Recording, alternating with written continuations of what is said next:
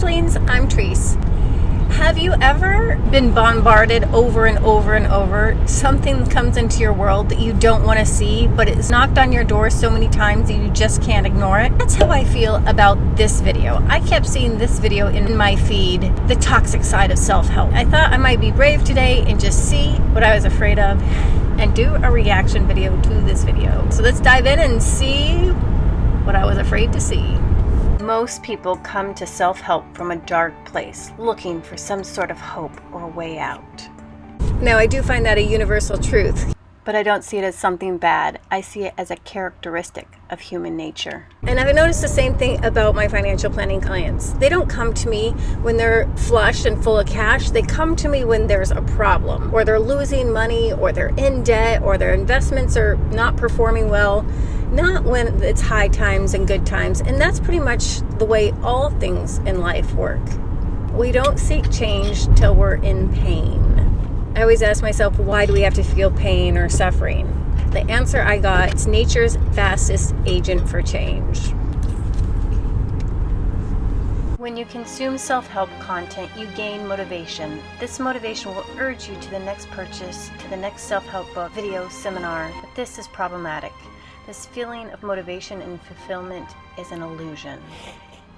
Okay, I can totally understand what he's talking about here. Obviously, just reading about stuff is not going to change your life. You have to act upon it. Follow the inspired action. I remember I did this landmark class in New York City. And at the end of the class, they were trying to get you to sign up for another class. We were all in these mini groups. And in the mini group, if somebody was not signing up, the other people would try to convince them. And I'm like, oh Lord, I can't sign up. I've already gotten all that I wanted out of this. I need to go start building something. My mini group was so nervous for me. It escalated. Within 10 minutes, I was in front of the room of thousands of people, everybody asking me why I didn't want to sign up. This is a story that I told them. I said, guys, I live walking distance from here. If I need another class, I can simply come back. But imagine, I have been bragging to you about building a house. I am building the most beautiful house. It's a mansion. It has a swimming pool. It has everything your hearts could desire.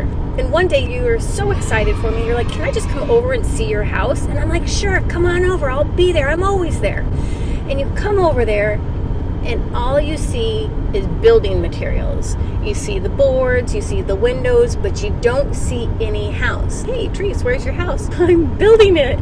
I'm getting ready to build it. That's what another landmark class would have been like for me. Just another pile of wood or a pile of bricks. Useless unless I took time to implement what I had learned.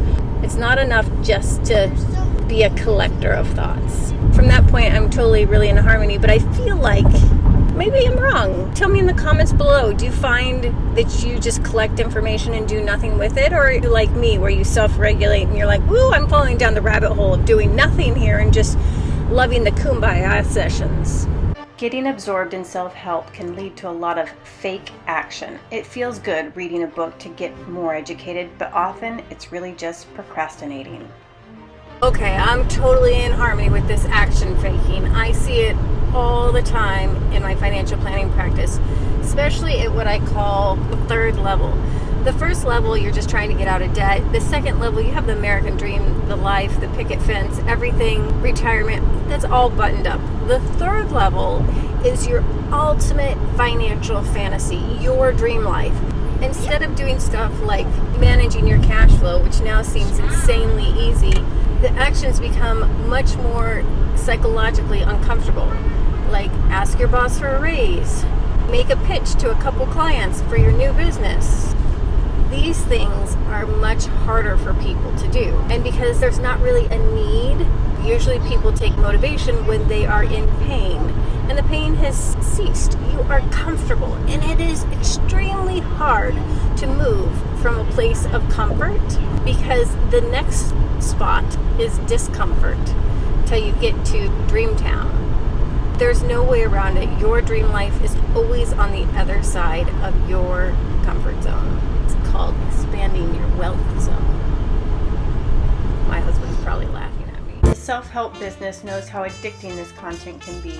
Your favorite gurus know you are more profitable to them unhappy and discontent than happy and fulfilled.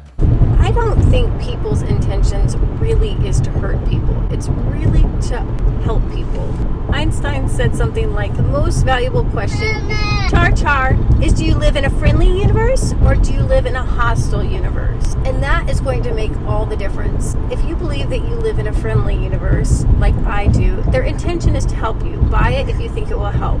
But of course, if you find yourself over-consuming, drinking too many Pepsi Colas, stop doing that. Sometimes I do consume content just for the dopamine hit. Like here in the pandemic, I bought Jen's book. I knew everything she was going to say, but just to hear my own words reflected back to myself. And it was worth the $10. I was still making content and seeing my clients, and I wasn't sitting on my booty. It was like watching a movie for me. Self-help can often make you feel as though negative thoughts are wrong, and this brings us to the next problem, toxic positivity. Toxic positivity is about making you feel bad for not feeling great all the time, and the self-help industry can put you in the position to feel like this. Maybe this is why self-help works for me so well. I do not have a problem with negative emotions. I vacillate between happy, rainbows, sadness, and anger like a child. And my husband is shaking his head yes. We could have a little fight. And then 10 minutes later I'd say, you want to be best friends? And he's still feeling the repercussions. Char. You could interpret self-help wrongly, in my opinion, and say, you're not supposed to feel negative emotions. You're not supposed to have negative emotions. Slap on that smile and be happy and be positive and everything's working out. And the baby's not saying ma, ma, ma, ma in the middle of my video. I don't get that message. To me, it's don't hang on to the negative emotions. If you want to have a pity party, go ahead. Order yourself some cake, sit down, sob, cry, but then let it go like the passing of the clouds. It's not to create a body of armor around your sadness and wear it like a cloak. That's what I think they're saying. Feel, experience, and let go. Let go, let go, let go is like a mantra in self-help. And letting go takes different amounts of times for different people. Finally, we come to hustle culture and working hard. Every hour of the day has become romanticized.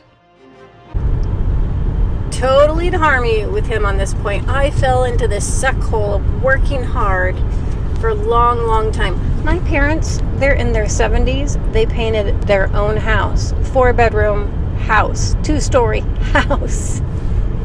Quintessential working hard, and I have fallen into that trap thinking that this is the right way, this is how you get ahead.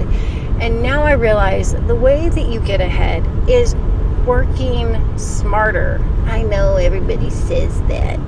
This is what I mean. You work better when you enjoy doing your work. Warren Buffett is like 1,000 years old and he still goes to work.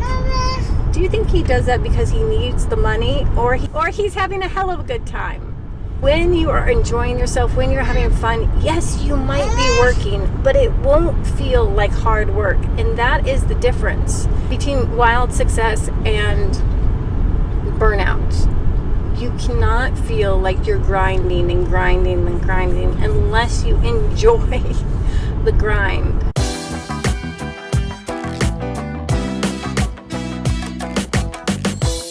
Really can't understate how beautifully put together this video was, and he really did highlight a few traps that people might fall into.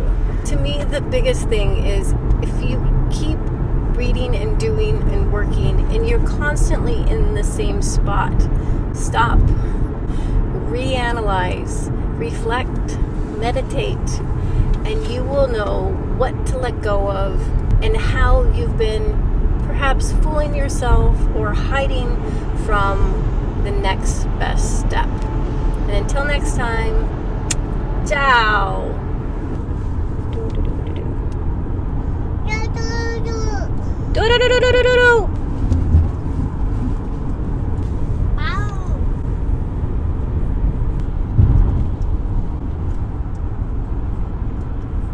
Let this video be a warning to those of you who are looking to improve your life or situation wherever you're at.